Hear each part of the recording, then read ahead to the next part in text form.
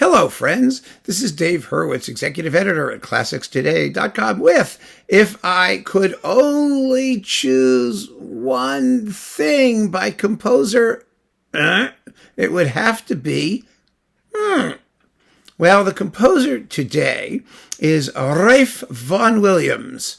Yes, the Vaughan Williams. And the work, obviously, sure, of course, is Job.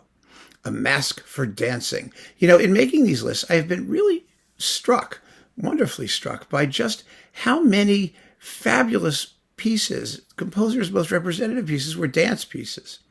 I mean, usually people think ballet is kind of trashy, you know what I mean? And it's like lightweight, and you know, there's like a suite from the ballet, and you never listen to the whole thing, and but no, some composers did their absolutely best work in the field of ballet, particularly in the 20th century, of course. We think of Stravinsky and The Rite of Spring and things like that, which we have not talked about yet. And Job is, to my mind, Vaughan Williams' masterpiece. I mean, there are many Vaughan Williams masterpieces. And it was very interesting. You know, we talk a lot about Vaughan Williams. He's a very popular composer among musical connoisseurs. I mean, the people, you know, who watch me, who watch this channel, and who I think collect records. I mean, because he was a fabulous composer. Really spectacularly, as great a composer as anybody has produced. And for a 20th century composer, but he still doesn't get the love he deserves. Not even in the UK. And so it's very striking to me how often his name comes up in these conversations. And I want to give him the attention that I think he deserves, and that I think we all agree he deserves. But I was very interested because of those of you who mentioned the Vaughan Williams work that we should talk about for this series. Most of you chose one of his sort of pretty mellow transcendental things, like the Tallis Fantasia or the Fifth Symphony, or, you know, one of his choral things. I was very surprised at that. I really was. I mean, yes, those are incredibly beautiful works and deep and meaningful works. I mean, wonderful. I mean, I adore them. You know that. I've done videos on the Fifth Symphony, on the Tallis Fantasia, and Floss Campy, and, you know, all that stuff. But there is far more to Vaughan Williams than the gorgeous modal Vaughan Williams. I mean, the Serenade to Music, one of you wanted. Oh, my God, a bunch of you wanted that. It's just music to die for. It's so beautiful. And it comes in 5,000 different versions. There's the original version for 16 soloists. There's the choral version, the version for chorus and soloists. There's the orchestral-only version. There's the underwater version. There's the version in a nitrogen atmosphere. It's, oh, my goodness, there's everything. Anyway, but the thing is, the guy did a lot more than that. And I was very surprised that none of you chose the Fourth Symphony, for example, which is, you know, Godzilla Eats London. I mean, it's like horror movie music. It's nasty and vicious and crazy and, you know. Or the Sixth. I think one of you chose the Sixth, but that was just to be cantankerous. I mean, come on, you weren't serious. It really fascinates me because there is to Vaughan Williams also this edge, the anger, the dissonance, you know, the threatening, powerful, creepy, spooky parts. And that's part of his character, too. And I think if the purpose of this, this is the purpose of this, I might add, is to find the work which is most characteristic of the composer, and not merely to tell me which one you like because it was the first one you heard, or it was your first date, or your first whatever, then I think the choice has to be Job, because Job has everything. It has that modal stuff. I mean, my God, it's gorgeous. The opening is beautiful. The end is beautiful. The Pavan of the sons of whatever the heck it is. Ya da da da, ya da da da, ya da da da da da da da. Oh my God, it's beautiful. And then there's, you know, Eliyahu's Dance of Youth and Beauty. I don't even know what those things are called, you know. But, oh my God, it's beautiful.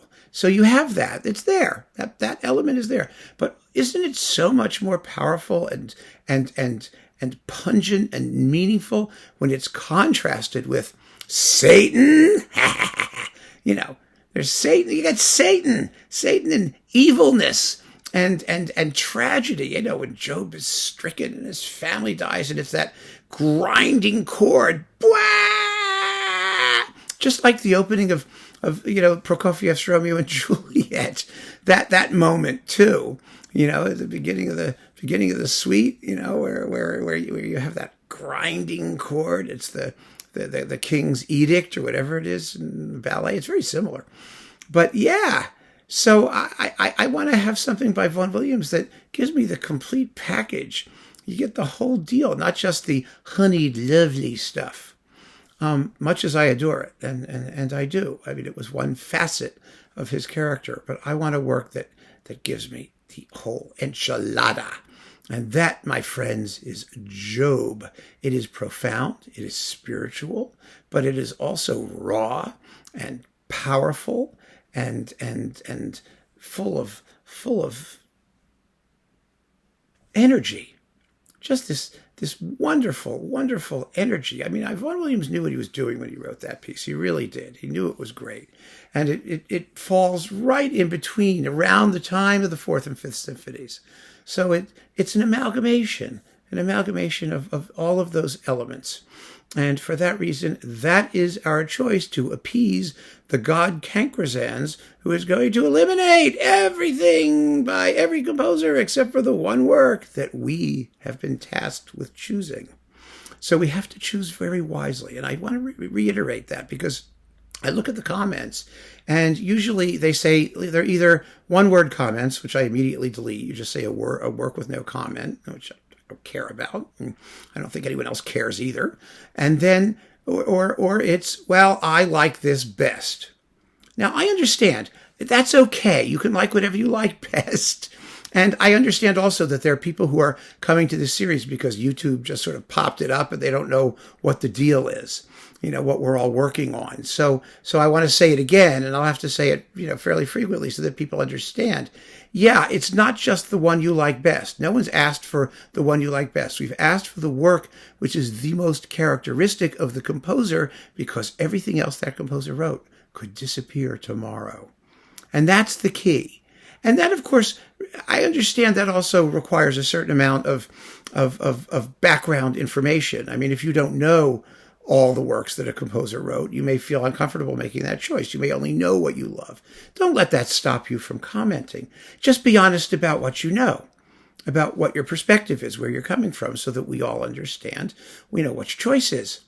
And that's always the way to do it, because I want these comments to also be a testament to you, to your knowledge, to your enthusiasm, to the things that you love and the reasons that you love them, because the evil god Cancrozans has to be told that all of this matters to us. And whatever he may think about the morons who run the classical music recording industry, or the insanity of the classical music world or the performing arts in general, there are people out there who genuinely care and who want to learn and who want to learn more, and who would be severely prejudiced if all of that music were to disappear, like tomorrow. So by all means, if you're not an expert in the composer, do participate, but tell us where you are in the journey, so that we can make sure, we can do our best to make sure that there will be a journey to take in the future. So that's my suggestion. That's just my little homily for the day. Vaughan Williams, Job. You see, it's a biblical topic, so that leads me to preach a sermon. That's what happens when you do biblical topics. It's just inevitable. I'm sorry.